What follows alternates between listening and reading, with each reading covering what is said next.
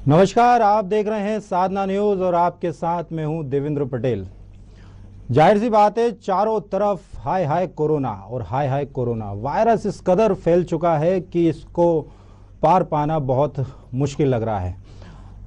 आज हमारी खास पेशकश में क्या कुछ है सामने, लेकिन इसके पहले मैं इतना ज़रूर कहना चाहता हूं कि मानवता बिखरी पड़ी है, सबको आगे है निकलना, सबको ही जल्दी बड़ी है। कोई गोली मारता है, कोई बम से वार करता है, कोई वायरस को बनाकर दुनिया को बीमार करता है। अमीर हो, गरीब हो या कोई फकीर हो, जिंदगी खतरे में है। यह बहुत मुश्किल की घड़ी है। कुछ मरे हैं आपदा से, कुछ मरे अफवाह से, कुछ की लापरवाहियां सब पर ही भारी पड़ी हैं।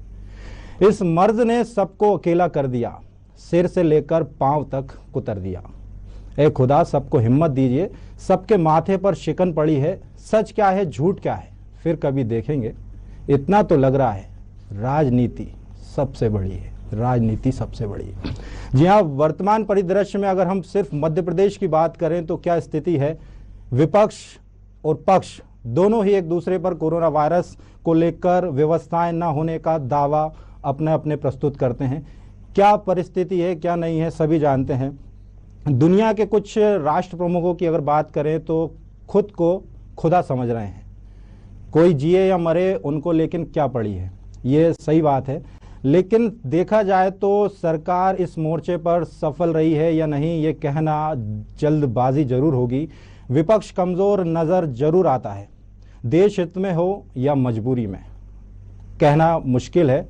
लेकिन कोविड-19 केवल मोदी और मोदी सरकार या मध्य प्रदेश की बात करें तो शिवराज सरकार को लिए अवसर बिल्कुल भी नहीं है, विपक्ष के लिए भी नहीं है। लेकिन कई जगहों पर जहां विपक्ष ने एक गंभीर और सहयोगात्मक विपक्ष होने का प्रमाण दिया है, वहीं कई बार विपक्ष कमजोर भी नजर आता है। आज हमारे साथ देखा जाए तो एक विशेष चर्चा में सवाल तो पूछेंगे मैं, हम इसी मुद्दे पर बात करेंगे, क्या वाकई में कोरोना महामारी में राजनीति आड़े आ रही है। इन तमाम कई तरह के तमाम सवालों का सिलसिला हम आगे बढ़ाएंगे। इसके पहले हमारे जो खास मेहमान आज हमारे साथ जुड़े हुए हैं, मैं इनसे आपका रूबरू करवा दूं। हमारे साथ कांग्रेस से कांग्रेस विधायक पीसी शर्मा जी हमारे साथ जुड़े हुए हैं। पीसी शर्मा जी, बहुत बहुत स्वागत करता हूं मैं आपका। और साथ में हमारे साथ बीजेपी से पूर्व विधायक जो हैं विश्वमित्र पाठक जी हमारे साथ जुड़े हुए हैं। और साथ में हमारे स्टूडियो में हमारे साथ मौजूद हैं वरिष्ठ पत्रकार प्रदीप तिवारी जी। तीनों मेहमानों का मैं बहुत बहुत स्वागत करता हूं। सबसे पहले पीसी शर्मा जी, आज का जो स्थिति रही है, मैं सबसे पहले आपके पास ही आना चाहता हूं। महामारी के शुरू होने के बाद से जिन भी विपक्षी दलों की तरफ से बयान आए हैं, सबने आपसी सहयोग से महामारी से निपटने की बात ही की है। सभी राजनीतिक दल इसे एक राष्ट्रीय आपदा के तौर पर देख रहे हैं। लेकिन इसके बाद भी क्या विपक्ष और जिम्मेदारी के साथ सामने आ सकता था? जी, विपक्ष पूरी जिम्मेदारी के साथ है और चाहे मैनेजमेंट की बैठक जिले लेवल पे हो, चाहे मुख्यमंत्री जी की वीडियो कॉन्फ्रेंसिंग हो, चाहे गवर्नर साहब की वीडियो कॉन्फ्रेंसिंग, हमने उसके क्या क्या निदान क्या क्या है सब सुझाव दिए हैं। और हर बार ये बात आई कि अस्पतालों में बेड नहीं है, ऑक्सीजन नहीं है और रेमडेसिविर के जो इंजेक्शन वो नहीं है, पूरी व्यवस्थाएं नहीं है। लेकिन और आंकड़े छुपाए जा रहे हैं, ये हम नहीं कह रहे हैं, ये बात कह रहे हैं भारतीय जनता पार्टी के पूर्व मंत्री और विधायक आदरणीय अजय विश्नोई जी। और गवर्नर साहब ने भी वीडियो कॉन्फ्रेंसिंग में ये बात कही थी कि आंकड़े मत छुपाओ। आज जो हालत हो गई है भोपाल के अंदर बरबदा में, 54 बॉडीज का फ्यूनरल हुआ है, लाइन लग जाती है वहां, और रोज लगभग 40 और इसी के आसपास हो रहे हैं, कब्रिस्तानों में अलग हो रहे हैं। आखिर ये ऐसी स्थिति हो गई जैसे 1984 में गैस रिविजन के बाद। और सरकार हमेशा एक सफेद एक झूठ परोसती है कि पूरे बेड हैं, पूरे ऑक्सीजन के सिलेंडर्स हैं और रेमडेसिविर के इंजेक्शन। जिस अस्पताल में अभी लगा लिया फोन, यही से लगाइए, पूर्व विधायक जी हैं के सामने लगाइए किसी भी अस्पताल में कि ऑक्सीजन बेड मिलेगा क्या। वो वहां से जब आता है जवाब, भैया ऑक्सीजन बेड चाहिए तो नहीं है, साधारण बेड होगा दे देंगे। अरे आज ऑक्सीजन बेड की आवश्यकता, साधारण बेड क्या करेगा। इसीलिए आज जीतू पटवारी जी, मैं कुणाल चौधरी, हम ऑक्सीजन का खाली सिलेंडर लेके बैठे थे महात्मा गांधी जी की मूर्ति पर, जहां एक हफ्ते पहले मुख्यमंत्री जी बैठे थे कि भाई ये सत्याग्रह नहीं है, ये आग्रह है कि मध्य प्रदेश की जनता को, भोपाल के लोगों को, इंदौर के लोगों को ऑक्सीजन दिलाइए। हम आपके साथ हैं, सरकार के, मुख्यमंत्री जी के, लेकिन ये लोगों की सांसें तो वापस कीजिए उनको। ये इस मांग के साथ हम बैठे थे और ये एक टोकन हमारा वो था कि ये गैस जो ऑक्सीजन का सिलेंडर ये नहीं मिल रहा है, जिससे लोगों की जान जा रही है। और मुख्यमंत्री जी ने एक होशंगाबाद जिले में बाबई में भूमि पूजन किया था 6 महीने। अगर वो ऑक्सीजन की फैक्ट्री चालू हो जाती, ऑक्सीजन की फैक्ट्री के लिए किया था, तो मान के चलिए आज लोगों की हम जान बचा पाते। आज ऑक्सीजन नहीं है, इंजेक्शन एक्सपोर्ट किए गए लगातार, अब उस पर रोक लगी है। रेमडेसिविर का वैक्सीन जो है वो लोगों को बांटे गए, पाकिस्तान को और दूसरे देशों को दिए गए। ये सब की आवश्यकता नहीं है। आज हमारा देश जिस मुहाने पे आके बैठा और जिस तरह से महामारी आज फैली हुई है, पहले युवकों को ये बीमारी नहीं हो रही थी, कोरोना नहीं हो रहा था, अब युवकों को होने लगा, उनकी जाने जाने लगी। तो एक हाहाकार की स्थिति 1984 की गैस रिजन जैसी स्थिति आज जो बनी हुई है पूरे मध्य प्रदेश के अंदर, ये चिंतनीय है।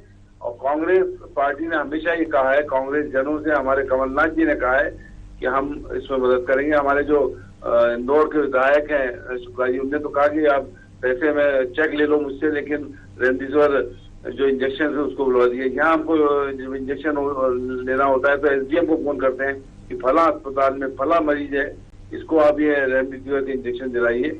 लेकिन बड़ी मुश्किल से 1 या 2 मिलते हैं और ये एक ऐसी त्रासदी है जो जिसने पैर जमा रखे हैं। और बीच में जो सरकार ने छूट दी, जिस तरह से बड़े बड़े सरकार के कार्यक्रम हुए हों, चाहे भारतीय जनता पार्टी के, और बाकी को भी जो परमिशन दी उसकी वजह से हुआ। हमने तो यहाँ तक कहा था कि दमोह का जो चुनाव है इसमें 10 दिन पहले लोगों को बंद कर दीजिए आना जाना, चाहे कोई सी पार्टी के लोग। जिस तरह से 48 घंटे पहले लोगों को रोक दिया जाता है किसी चुनाव क्षेत्र में, तो आप 10 दिन पहले रोक दीजिए। ऐसा एक जगह 72 घंटे का चुनाव आयोग ने बंगाल में किया था। आपके इसी जवाब में मेरे को एक प्रश्न लिहाजा अभी ही मेरे दिमाग में आया है कि मुख्यमंत्री जी ने आज तो ये कह ही दिया है कि मैंने अपनी चुनावी सभा को वहां पे फिलहाल जो उनका रोड शो था उनका रोड शो उन्होंने रद्द कर दिया। अरे कल तो गए थे सिंधिया जी, और कल और परसों मुख्यमंत्री जी गए थे। इतनी भीड़ की और बगैर मास्क के उन्होंने वहां पे प्रचार किया, जनता से हाथ मिलाए। अरे कोरोना फैला हुआ, हाथ मिलाने की कौन सी जरूरत पड़ गई? क्या जरूरत पड़ गई कि बगैर मास्क के हम वहां से लोगों से मिले? तो ये सब जो है इनके नेताओं ने, इनके मंत्रियों ने हमेशा मास्क से दूरी रखी।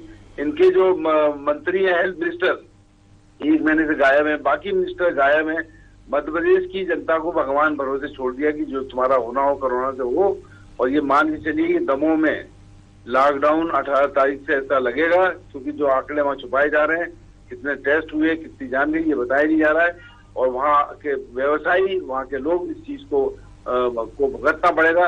ये चुनाव जो वहाँ पे हुआ है असमय, जो 5 साल के लिए होता है, असमय एक गद्दार ने जिस तरह से जाके गद्दारी की और इस्तीफा देके फिर खुद चुनाव में खड़े हो गए, तो ये सब चीजें लोग समझ रहे हैं और सब चीज लोगों को भुगतना पड़ेगा 17 तारीख के बाद, ये मेरा कहना है। जाहिर सी बात है कि भुगतना तो जरूर पड़ेगा। विश्वामित्र जी, जैसा कि आपने एक वरिष्ठ पूर्व मंत्री और अपने कांग्रेस विधायक पी शर्मा जी की आपने बातें भी सुनी, बहुत गंभीर इल्जाम लगाए हैं आपकी सरकार पर। ऑक्सीजन की कमी क्या स्थिति आप भी जानते हैं। आज 3 विधायक, मतलब कांग्रेस के 3 विधायक प्रदेश सरकार के खिलाफ गांधीगिरी तरीके से धरने पर बैठते हैं और एक संदेश देते हैं कि प्रदेश में किस तरह की स्थिति है, जनता कैसी त्रस्त है, और दावे और हकीकत की एक पोल खोलते हैं कि इन 3 विधायकों का इस तरह से गांधीगिरी अंदाज में धरने पर बैठना वास्तव में सवाल खड़े करता है। विश्वामित्र जी, ये हम माननीय पूर्व मंत्री वर्तमान विधायक शर्मा जी का सम्मान करता हूं। इनका जो कहना है कि किसी अस्पताल में ऑक्सीजन नहीं है, सभी जगह अस्पतालों में ऑक्सीजन है। और मैं इनको यही सलाह दूंगा, ऐसे इस आपदा के समय में खाली सिलेंडर लेके ये हमारे नेता लोग न बैठे, इसको दे दें, भर के वहां बैठे पहुंचाएं। हमारे माननीय मुख्यमंत्री शिवराज सिंह चौहान जी इतने संवेदनशील मुख्यमंत्री हैं कि गैस सिलेंडर की कमी नहीं होने देंगे, न वैक्सीन की कमी होने देंगे। और जितनी संवेदनशीलता माननीय मुख्यमंत्री जी में है वो उतना शायद किसी में नहीं है। और ये भीषण परिस्थिति तो आई गई है, कोरोना की महामारी है। ऐसे में जितने खाली सिलेंडर हो तब भरने के लिए माननीय विधायक जी लोग दे दें। तभी 3 विधायक बैठकर आईना दिखा रहे हैं सरकार को। 3 विधायक बैठकर विश्वामित्र जी। आज आईना दिखाने और नेतागिरी की जरूरत नहीं है। आज जरूरत है सिलेंडर भर के वहाँ सहयोग करने की, सेवा करने की। आपके एरिया में क्या स्थिति है? हमारे एरिया में भी कोरोना है और कोरोना से हमारा प्रशासनिक अमला, हमारे गांव के लोग, जनप्रतिनिधि लोग, सभी लोग इसमें हिस्सा बटा के, हाथ बटा के सहयोग कर रहे हैं। सहयोग तो कितना हो रहा है सभी जानते हैं, लेकिन मैं देखा जाए तो भारत में जो है अभी चुनावों के लिहाज से बात की जा रही है कि बिहार विधानसभा चुनाव हो, चाहे दमोह का चुनाव हो, ऐसे में यह एक बिल्कुल नया अनुभव होगा क्योंकि ये पहले कभी नहीं हुआ है हमारे देश में। और इसमें मैनिपुलेट किए जाने की आशंका से भी इनकार बिल्कुल नहीं किया जा सकता। लेकिन यहाँ सोचने वाली बात यह है कि ये संकट कब तक रहेगा। पी शर्मा जी, मैं वापस आपके पास आना चाहता हूँ। जैसा कि आप तो विपक्ष में हैं, आप तो सवाल खड़े कर देते हैं, ऑक्सीजन की कमी है वो दिखा देते हैं, साथ में अगर जो मृतकों की संख्या जो सरकार दिखाती है उसके उलट जाकर के आप जमीनी हकीकत भी दिखा देते हैं। आप तो विपक्ष में है, सरकार आप पे तो मेरे हिसाब से आईटी एक्ट के तहत कार्रवाई नहीं कर सकती है। लेकिन कल एक आदेश जो है भोपाल में जारी हुआ है, उसका उद्देश्य कई लोग जो है कोरोना संबंधी जो कुछ मैसेजेस रहते हैं सोशल मीडिया पर वायरल कर देते हैं, उनका उद्देश्य भी ये नहीं रहता कि एक भ्रम फैलाया जाए। इस संकट की घड़ी में लोगों को जागरूक करने का भी एक उद्देश्य रहता है कि सरकार भले ही आपको आंकड़ा कम दिखा रही है, लेकिन वर्तमान परिस्थिति क्या है इससे लोग जनता को अवगत कराते हैं कि आप अभी भी वक्त है, सावधान हो जाइए। इस पर क्या कहेंगे कि जो सोशल मीडिया वाली बात जो कल से चल रही है? देखिए, ऐसा है, बड़ी अच्छी बात की थी अजय बिश्नोई जी। आंकड़े तो बताना पड़ेगा कितने लोगों की जान गई, कितने बीमार हुए, क्योंकि जब लोगों को पता लगेगा कि इतने ज्यादा लोगों की जान जा रही है तो लोग अपने आप को संभालेंगे, मास्क लगाएंगे, डिस्टेंसिंग रखेंगे और वो होगा। ये बात अलग है कि बीजेपी का मुख्यमंत्री हो या मंत्री हो, ये बगैर मास्क लगाए घूमते हैं। और इन्होंने तो ये सिद्ध कर दिया कि जहाँ चुनाव होते हैं वहाँ कोरोना नहीं होता, चाहे वो दमोह हो, चाहे वेस्ट बंगाल हो, चाहे आसाम हो, और फ्रीली घूमते हैं। लेकिन ये जो स्ट्रेन आया है ये बड़ा खतरनाक है। ये ऐसे युवा लोग भी प्रभावित हो रहे हैं, उनकी भी जाने जा रही हैं। और हमने तो यही कहा, आज हमारा कोई आंदोलन नहीं था, वो सत्याग्रह जो मुख्यमंत्री ने 1 हफ्ते पहले किया था, कोरोना आग्रह, तो हम भी सत्याग्रह के आग्रह कर रहे हैं कि सिलेंडर दिलाइए, ऑक्सीजन दिलाइए। आपने वो भूमि पूजन किया था बाबरी में, तो शुरू क्यों नहीं फैक्ट्री की ऑक्सीजन की? जो नारियल फोड़ के क्यों रह गए? क्यों केवल घोषणाएं कर रहे हैं आप? और ये जो स्थिति बनी है कि आज लगातार लोगों की जान जा रही है, ये मान के चलिए कि अभी पीक पे नहीं आया है, रोज केसेस बढ़ते जा रहे हैं। और ये एक तरह से ये मान के चलिए कि मध्य प्रदेश में एक बार फिर, जो हमने पहले भी कहा था जब व्यापम घोटाला हुआ था कि शिवराज नहीं स्वराज है, तो आज भी स्थिति हुई है कि शिवराज नहीं स्वराज मध्य प्रदेश में फैला हुआ है, लोगों की जान जा रही है। चाहे हॉस्पिटल देख लीजिए तो वहां लाइन लगी हुई है, चाहे आप शमशान घाट या कब्रिस्तान देख लीजिए वहां लाइन लगी हुई है। इलेक्ट्रिक फर्नेसेस जो उसके लिए होती है दाह के लिए, वो तक गर्म होकर बंद हुई है। ये स्थिति है, लेकिन लोगों को जानकारी मिलना चाहिए। इसमें कहीं ये भ्रम में रखने से कोई मतलब नहीं होता। और ये चीज गवर्नर साहब ने भी कही कि डेली प्रेस को ब्रीफ करें कि क्या एक्चुअल स्थिति है, लेकिन इसको छुपाने की कोशिश की जा रही है। तो ब्रीफ करते हैं ना, बताते तो हैं कि दो लोगों की मौत हुई है, 4 लोगों की हुई है, आंकड़े को जोड़ रहे ना आंकड़े, यही तो गलत है। जहाँ 2 की बता रहे हैं वहाँ 40 की वहाँ फ्यूनरल हो रहे हैं, और उससे अलग हट लकड़ियां खत्म हो रही हैं, इतनी मौत हो रही है। और जो पैसे सरकार ने कहा था कि 5,000 रुपए देंगे पर जो दाह संस्कार होगा, वो 1 पैसा नहीं दिया। लाखों रुपए ड्यू है शमशान घाटों का और कब्रिस्तान का। तो कोई भी चीज, आज आत्मनिर्भर की बात की थी आदरणीय शिवराज जी ने, कहा है आत्मनिर्भर, हम ऑक्सीजन के मामले में आत्मनिर्भर नहीं हो पाए। अरे इसी में आत्मनिर्भर हो जाती। मालूम था कि कोरोना चलता है, तो कोरोना खत्म तो हुआ नहीं था, और कहा जा रहा था कि फिर से इसका सेकंड स्ट्रेन आएगा, दूसरे देशों में आया, लेकिन सरकार ने समय रहते कदम नहीं उठाए, इसलिए स्थिति बनी है। कमलनाथ जी की सरकार ने जो स्टेप उठाए थे इसके लिए, उसकी वजह से पहला जो फेज था वो उसमें सब व्यवस्थाएं थी। हमारा ये कहना है कि टेस्टिंग हो, लोगों को आइसोलेट करो, ट्रेस करो, फ्री टेस्टिंग हो, वैक्सीन सबको लगाओ, कोई उम्र का बंधन नहीं होना चाहिए। 45-60 न 45 न 60 वैक्सीन लगे सबको, अभी और आज, ये होना चाहिए।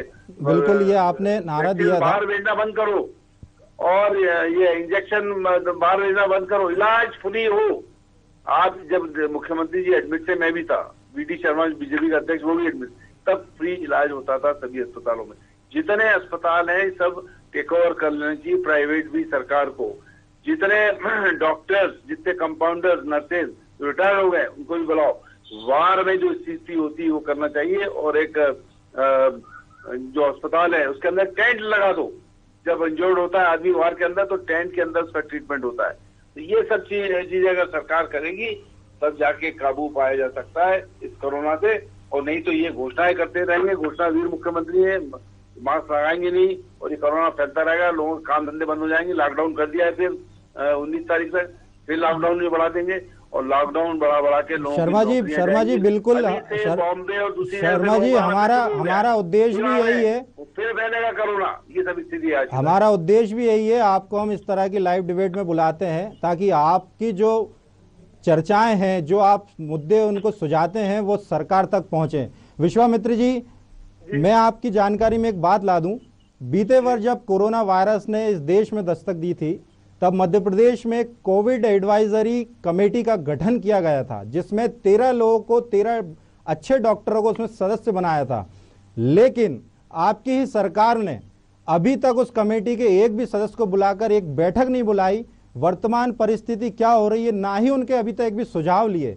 पीसी शर्मा जी ने जो भी बात कही आपने उसको झुठला दिया, लेकिन इस पर अब आप क्या कहेंगे?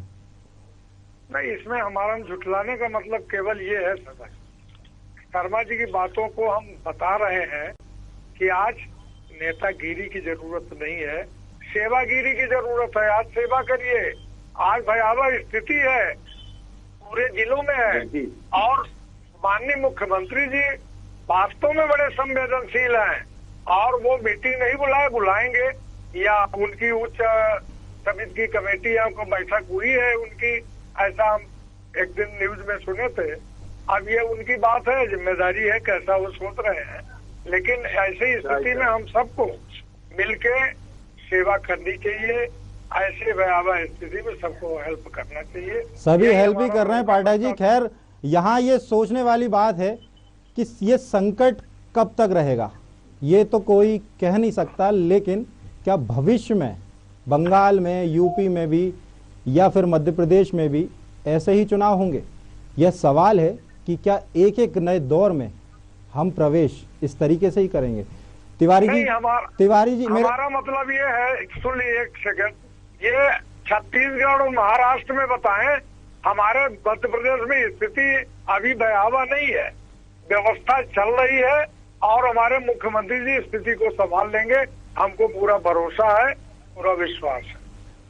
खैर, अब मैं समय की थोड़ी पाबंदी है, मैं बस एक सवाल, और हमारे वरिष्ठ पत्रकार हमारे साथ प्रदीप तिवारी जुड़े हुए हैं। तिवारी जी, आपको नहीं लगता है कि संकट की ये जो घड़ी है, क्या कोई ये नहीं मान सकते कि जिस तरीके से चुनाव देखा जाए तो मोदी जी भी बंगाल में जाते हैं, दमोह की अभी जब चुनाव प्रचार जब खत्म होने वाला है तब मुख्यमंत्री शिवराज सिंह चौहान ये बात आज ही जारी करते हैं कि मैंने अपना रोड शो कैंसिल कर दिया है, कोरोना बहुत अधिक फैल रहा है, लोग सावधान रहें, लेकिन बावजूद इसके घरों से निकल के मतदान करने जरूर जाएं साहब। इसको किस हद तक सही मानते हैं आखिरी समय में ये इस तरीके का ऐलान करना?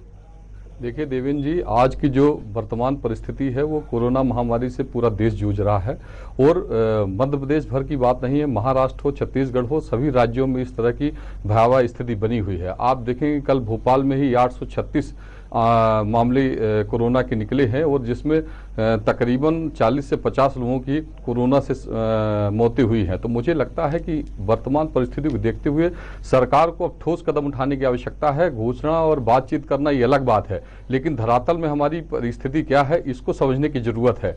आप देखेंगे जो प्राइवेट हॉस्पिटल हैं उनके यहाँ बेड नहीं है, उनके यहाँ ऑक्सीजन की कमी है। इस वजह से अगर बेड हैं भी तो वो बेड उपलब्ध नहीं करा पा रहे हैं और कोरोना पेशेंटों को भर्ती नहीं कर पा रहे हैं। मेडिकल कॉलेज में उतनी सुविधाएं अभी नहीं हैं, चाहे आप देखेंगे रीवा में हो, जबलपुर में हो, सुविधाएं हैं लेकिन नाम मात्र की हैं, डॉक्टर्स नहीं हैं, कहीं नर्सेज नहीं हैं।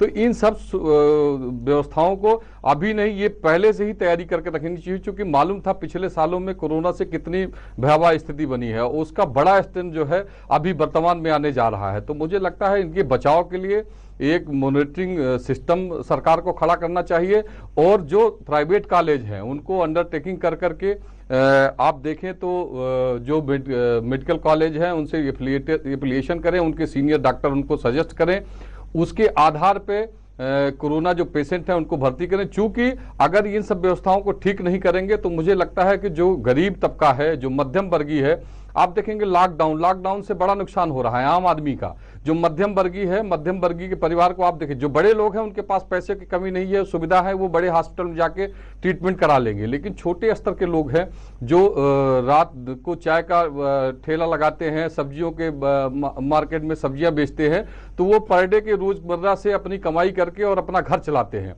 उनको अगर किसी व्यक्ति को इफेक्टेड हो गया तो पूरा परिवार उससे इफेक्टेड हो जाता है। एक आदमी कमाने वाला और 4 लोग और चारों बीमार हो गए।